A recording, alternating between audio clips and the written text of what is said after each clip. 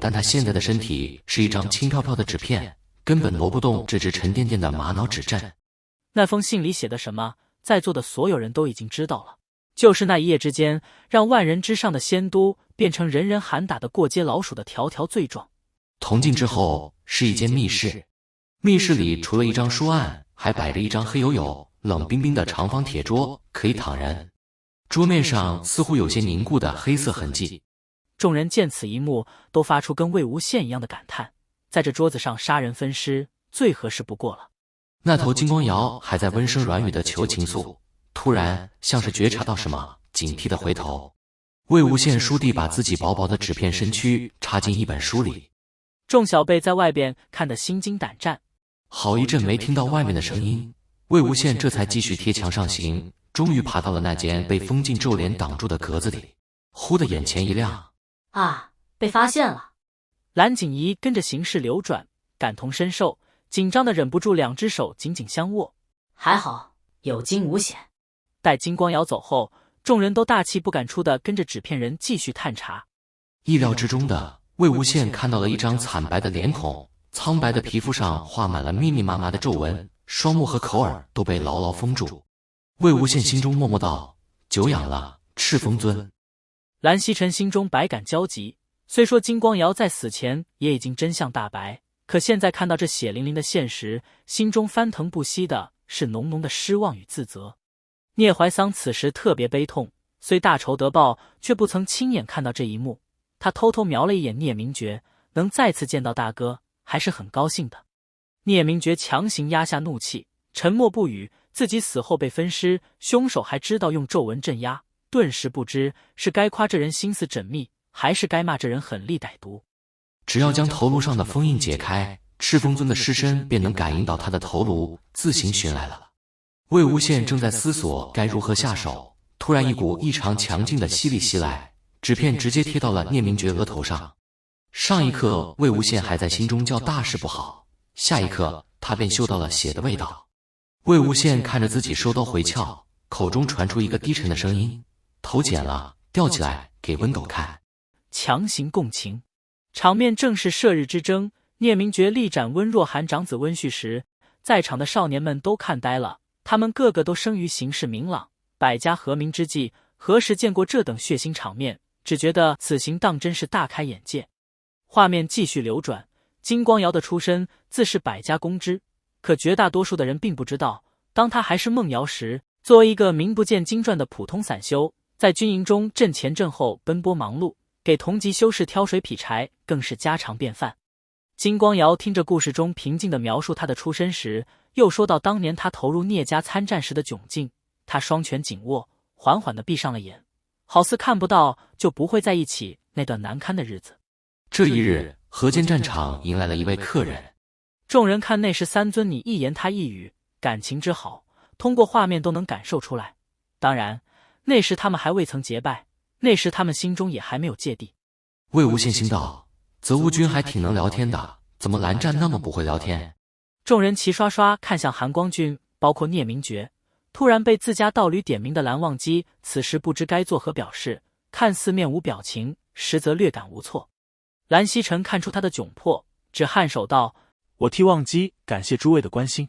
聂明觉道：无事，我看魏公子也不是真心计较这事。不过他不会聊天也挺好的，话都被我说了，他就听着干一摁也蛮好。这叫什么来着？闻言蓝忘机的耳朵悄悄地红了。聂明觉又道：哈哈哈哈，我说吧。江丰眠笑着摇头，江厌离捂嘴轻笑，江澄白眼都不知道翻几轮了。在狼牙苦苦支撑的兰陵金氏快扛不住了，金光善向河间发出求救，聂明觉应援而至。战毕，聂明觉问金宗主：孟瑶如今是做什么的？金光善道：孟瑶，这聂宗主别见怪，这是个什么人？再次看到金光善那明摆着装傻的模样，聂明觉就气不打一处来，怒哼一声。蓝曦臣神色凝重，边听边摇头。穿林拂叶，众人跟随着聂明觉看到了孟瑶波澜不惊，拿剑捅穿了一名修士。画面中，孟瑶跪伏在赤峰尊脚边，伏低作小，百般认错，口中句句强调他人的可恨与自己的无辜。聂明觉盯着孟瑶的眼睛，一字一句道：“你撒谎。”孟瑶将剑对准了自己腹部，神情绝望道：“聂宗主，我愧对你大恩。”说着，他便用力刺下。聂明觉手掌按在他心口，输了一阵灵力。谁知突然身体微震，一阵阴冷的灵流绵绵不绝地自腹部传来。聂明觉万万没料到孟瑶会对他下毒手。蓝曦臣从未见过这一幕，如今看到，他不知该作何感想，更觉得从未看透过三弟。聂明觉怒视蓝曦臣身后的金光瑶，想起刚才金光善脸不红气不喘的敷衍，再次怒哼一声，喝道：“还真是有其父必有其子。”金光瑶没有再为自己辩解，蓝曦臣略略遮挡聂明觉的视线，道：“大哥，都过去了。”这感觉仿佛回到当年三尊在一起的局面。聂明觉怒斥金光瑶，蓝曦臣夹在二人中间当和事佬。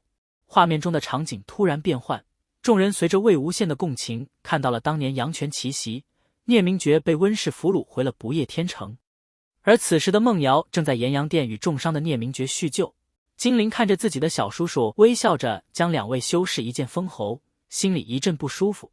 聂明觉劈手一掌，打得孟瑶往后一个趔趄，吐出一口鲜血。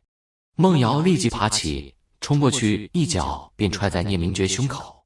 众人瞠目结舌，他们没想到，传言中敛方尊见赤峰尊如老鼠见了猫一般，而那时居然敢对赤峰尊直接动手，厉害厉害！